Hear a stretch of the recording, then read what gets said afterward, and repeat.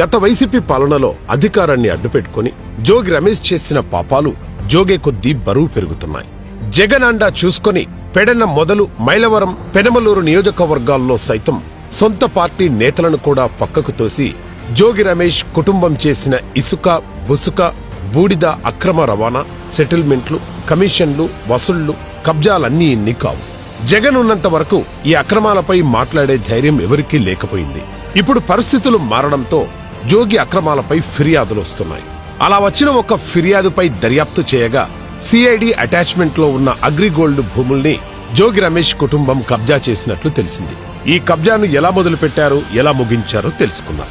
అగ్రిగోల్డ్ సంస్థకు విజయవాడ రూరల్లోని అంబాపురం గ్రామంలో survey number 87లో భూములున్నాయి. అయితే అగ్రిగోల్డ్ కేసులో ఈ భూములను సిఐడి అటాచ్మెంట్ లోకి వచ్చాయి.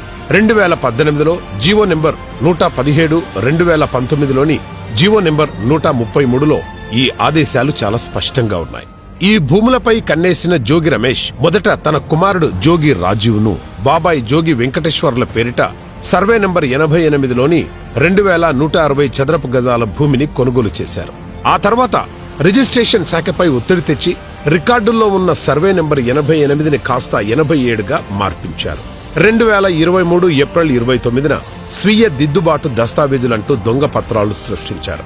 ఆ వెంటనే మే 31న పగిడిపాటి సుబ్బారెడ్డి అనే వ్యక్తి కుటుంబ సభ్యులకు ఆ భూమిని అమ్మేశారు.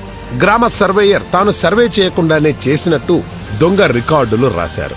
సర్వే సమయంలో సరిహద్దుదారులైన అద్దేపల్లి కిరణ్, రాంబాబులకు నోటీసులిచ్చి వాళ్లు కూడా నిర్ధారించినట్లు కట్టుకథలు అల్లారు. జోగి కుటుంబ అక్రమాలపై అగ్రిగోల్డ్ సంస్థ ఫిర్యాదుతో ఏసీబీ అధికారులు తీగలాగేసరికి డొంక మొత్తం కదిలింది. పూర్తి ఆధారాలతో ఏసీబీ అధికారులు జోగి రాజీవ్ను అరెస్టు చేశారు.